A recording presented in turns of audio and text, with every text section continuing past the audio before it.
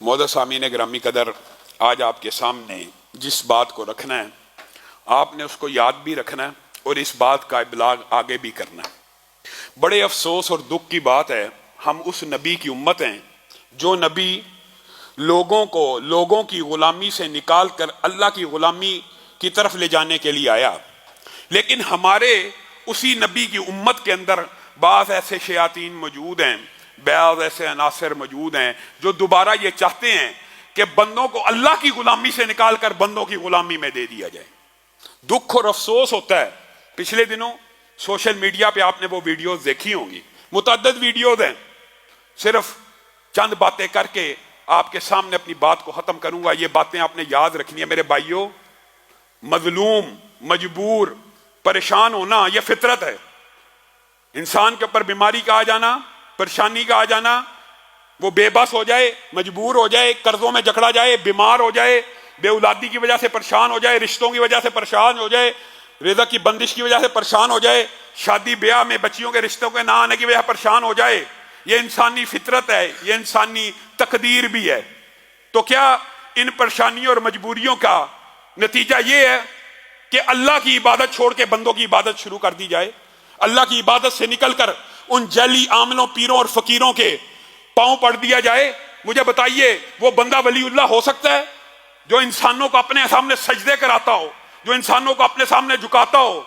कैसे कैसे ड्रामे और कैसे कैसे वीडियो शुफ शुफ की आवाजों के साथ जिन्नों को निकाला जा रहा है। कभी बुलंदो बांग, गूंगे और बहरे ठीक करने के दावे अपनी तरफ से किए जा रहे हैं। ये क्या मुआशरा है? ये इस्लामी मुआशरा है? ये दीन का मुआशरा है? छोटे छोटे दज्जाल, छोटे छोटे शोबदाबाज, छोटे छोटे काहन, छोटे छोटे जादूगरों के ऊपर आप और मैं ईमान लेके आते हैं, तो दज्जाल के फितने से कैसे बचोगे? जो आपके मुर्दा आबाओ अजदाद को कब्र से जिंदा सामने खड़ा कर देगा, क्या वही होंगे? नहीं, जिन्नात ने उनकी शक्लें ली होंगी, लेकिन आपको लगेगा मेरा ही बाप है, तो उसके ऊपर आप ईमान लेके आ जाओगे। ये जो शोबदाबाद और जादूगर जिन्नात के जरिए छोटे मोटे शोबदे और करामतें दिखाते हैं, आप इनको औलिया अल्लाह समझते हैं? हैरान कुन बात यह है कि ये हवाओं में उड़ना, हवा में उड़ने के दावे करना, पानी पे चलना, आग में उतर जाने के दावे करना, ये औलिया अल्लाह की शान है? ये जादूगर और शयातीन और जिन्नात तो हो सकते हैं, वलीउल्लाह नहीं हो सकते।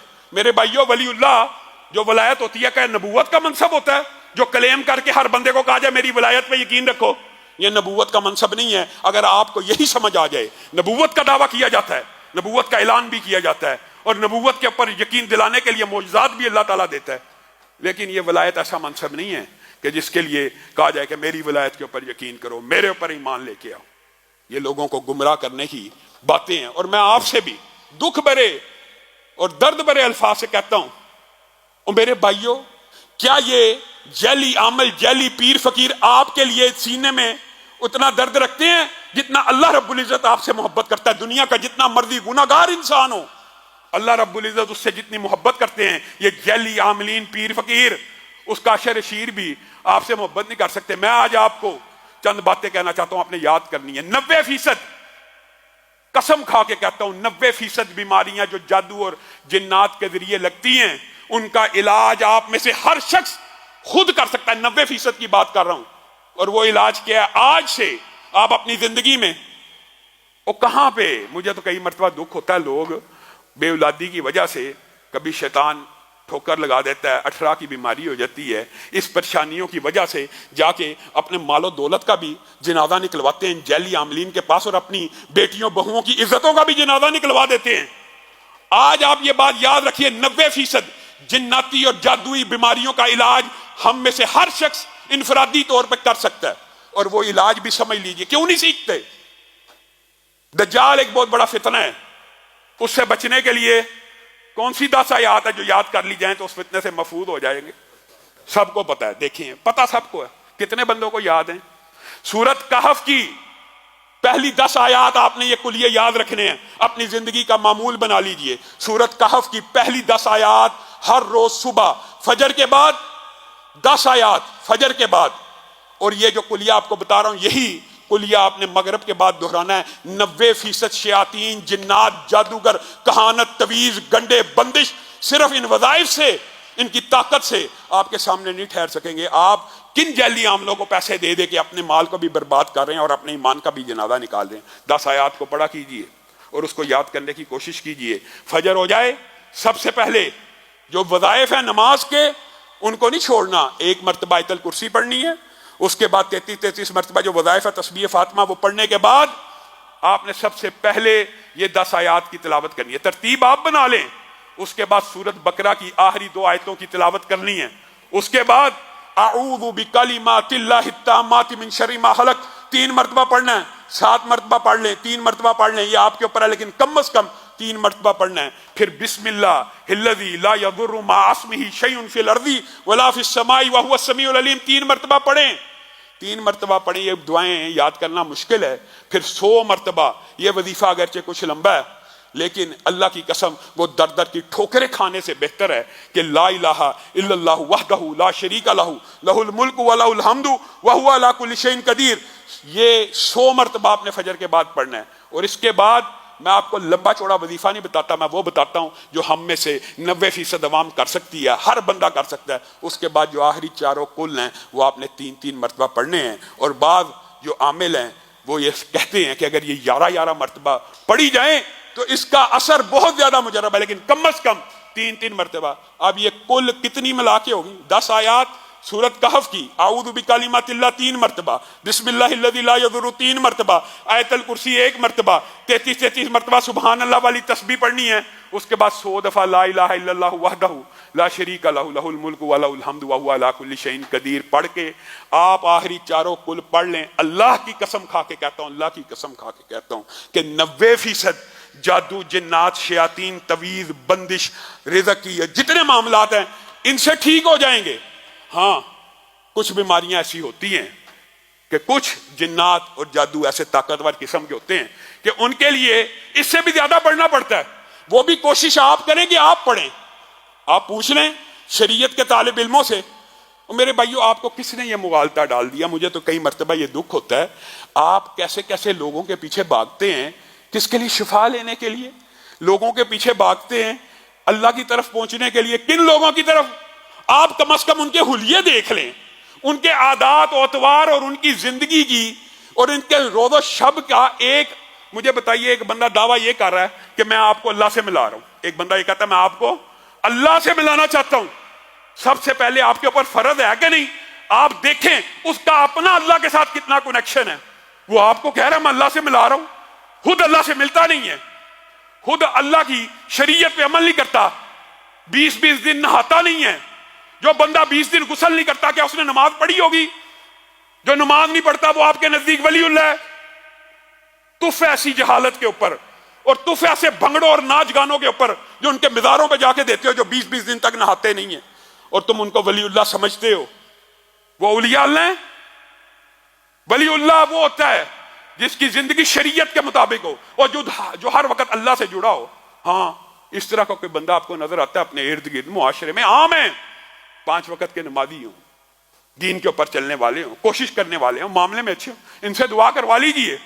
اور پھر ایک بات میں آپ کو اور بتانا چاہتا ہوں کلیے کی, اللہ کی قسم یہ جو عامل جوتیاں, عامل جعلی جوتی سے جی جن نکل رہا ہے, امام احمد ابن حنبل یعنی ان کی جوتی بھیجی جاتی تھی, وہ کہتے تھے کہ میری جوتی بھیج دو اور کہہ دینا امام احمد ابن حنبل نے کہا نکل جا, اور اگر نہیں نکلے گا تو میں آ جاؤں گا اور میں تجھے آ کے نکال دوں گا. اللہ کے فضل و کرم سے ان کی نقل کرتا ہوا ایک بندہ گندا اپنی جوتی, اور اس نے ویڈیو بنوائی ہوئی ہے اور وہ شف کر رہا ہے, اس کا نہ حلیہ شریعت کے مطابق نہ انداز شریعت کے مطابق. اللہ کے بندو میں آپ کو ایک کلیہ بات بتاتا ہوں, کلیتاً یہ جو آپ سمجھتے ہیں نا کہ یہ جنات اور جادو بگا رہے ہیں, اللہ کی قسم جو بندہ شرک نہیں نہ کرتا, شرک نہیں کرتا, جنات جتنے خوف زدہ اکیلے اس بندے سے ہوتے ہیں جس نے زندگی میں کبھی شرک نہ کیا ہو. آپ صرف موحد ہو, غصے سے کسی سحر زدہ کو, جن زدہ کو دیکھ لیں اور اس کو کہہ دیں اللہ کے اوپر توکل رکھتے ہوئے نکل جائے گا. آپ نے توحید کو کیا سمجھا؟ توحید ایمان کی جڑ ہے. آپ ان کے پاس جاتے ہیں جو شرک میں گوڈے گوڈے غرق ہوئے ہوتے ہیں, اور ایک مرتبہ جو ان کے چنگل میں پھنس جائے, یہ بھی یاد رکھیے گا, یہ جادو کا چکر ہوتا ہے, یہ جنات کا چکر ہوتا ہے, یہ کہانت کا چکر ہوتا ہے.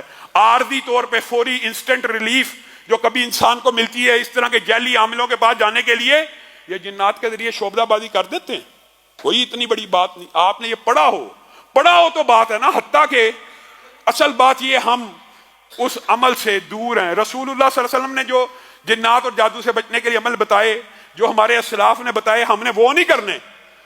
ہمیں بس کوئی بندہ چاہیے جس کو جا کے ٹکا کے 2 سجدے کریں، جس کے ہاتھ چومیں، جس کے سامنے عزت کا جنازہ نکلوائیں، ایمان اور مال کا بیڑا غرق کروائیں، اور عارضی طور پہ جی مجھے گوڈوں میں درد ہو رہی، کچھ ریلیف ملا، اسی وقت مل گیا۔ یہ جادو جنات کے ذریعے عارضی طور پہ کچھ ریلیف کا مل جانا، پھر آپ ہمیشہ ساری زندگی کے لیے اس چکر میں غرق ہو جاتے ہیں۔ ایک مثال دے کے اپنی بات کو ختم کروں گا میرے بھائیو، جنات اور کہانت کا ایسا چکر ہے۔ ابھی ہم یہاں پہ رہتے ہیں، ہر علاقے میں آپ کو پتہ ہے ایک ایسی قریب بستی ہوتی ہے، آپ حیران رہ جائیں گے۔ یہاں پہ بھی ساتھی کہتے ہیں فلاں ایک بندہ ہے 500 روپیہ لے کے میاں بیوی میں ایک ایسا کالا علم کرتا ہے، میاں بیوی میں جھگڑا ہو جاتا ہے، طلاق ہو جاتی ہے۔ کیا قرآن پاک میں یہ آیات موجود نہیں ہیں؟ موجود ہیں، سب باتیں موجود ہیں۔ یہ ایک ایسا سسٹم ہے، اگر آپ کو سمجھ آ جائے تو آپ سب سے زیادہ کوشش کریں گے میرے بھائیو، جتنا آپ اپنے بچے کے لیے درد دل سے وظیفہ پڑھیں گے، عامل نہیں پڑے گا۔ ہاں اگر کوئی بیماری آپ کو سمجھ آ رہی ہے، یہ میں جناتی بیماریوں کی بات کر رہا ہوں، جو جسمانی بیماریاں اس کے لیے آپ کے سامنے متعدد مرتبہ رکھا ہوا ہے سورۃ فاتحہ دیگر ہر بیماری کے حوالے سے۔ ہاں کئی مرتبہ ہوتا ہے کہ آپ کا وظیفہ اثر نہیں کرتا، پھر بھی آپ نے اس طرح کے جعلی عاملوں کے پاس نہیں جانا۔ کسی توحید پرست، کسی موحد بندے، کسی کی زندگی کو دیکھیں کہ اس کی زندگی شریعت کے مطابق ہے، اس کے پاس چلے جائیں، اس سے دم کروا لیں، اس سے دعا کروا لیں۔ یہاں پہ آتے ہیں جناب دعویٰ کرنے کے لیے، اللہ کے فضل سے ہم نے کبھی دعویٰ نہیں کیا، لیکن ہمارا مشاہدہ اور تجربہ ہے اللہ کے اس کلام میں ایسی شفا ہے کہ پیدائشی اندھے اور نبینے، پیدائشی گونگے اور بہرے اس کلام کی وجہ سے، مرگی کے مریض ہم نے ٹھیک ہوتے ہوئے دیکھے ہیں۔ کس کی وجہ سے؟ اس کلام کی وجہ سے، بندوں کی وجہ سے نہیں۔ یہاں پہ بندہ آ جاتا ہے، میں بہرے ٹھیک کر دیتا ہوں، میں اندھے ٹھیک کر دیتا ہوں، یہ دعویٰ تو کبھی نبی نہیں کر سکتے۔ اور آپ لہنے بنا کے غولوں کے غول اس کے سامنے کھڑے ہیں۔ اللہ کے کلام میں شفا ہے، مانتے ہیں یہ کلام شفا کا ہے، ثواب کا ہے، رحمت کا ہے، لیکن شریعت کا بھی ہے، دستور کا بھی ہے، معاملات کا بھی ہے، فہمی کا بھی ہے۔ اس سے آپ شفا لیں، کسی قسم کے چمبے کی بات نہیں ہے۔ بات جو آپ کو سمجھانا مقصود ہے، 1 منٹ میں کر کے اپنی بات کو ختم کروں گا میرے بھائیو۔ یہ سارا دھندا جو انسان کے ساتھ ایک شیطان ہوتا ہے، جن ہوتا ہے، جو انسان کے ساتھ پیدا ہوتا ہے، اکثر اسی کے ذریعے چل رہا ہوتا ہے۔ حجاج بن یوسف نے بہت ظالم تھا، لیکن امت کے اوپر 2 احسان کر گیا نا، ایک قرآن پاک کے اعراب لگائے، دوسرا سارے اس وقت کے جادوگروں کے طریقے لکھ کے امت کو بتلا گیا۔ حجاج نے ایک مرتبہ ایسے کنکریاں پکڑی، جادوگروں نے کہا کیسے تمہیں پتا چلتا ہے میرے ہاتھ میں کتنی کنکریاں ہیں؟ کہتا آپ پکڑیں ہم بتا دیں گے۔ پکڑی، جادوگروں سے پوچھا کتنی ہیں؟ کہا 9 ہیں۔ حجاج نے کھولا 9 ہیں۔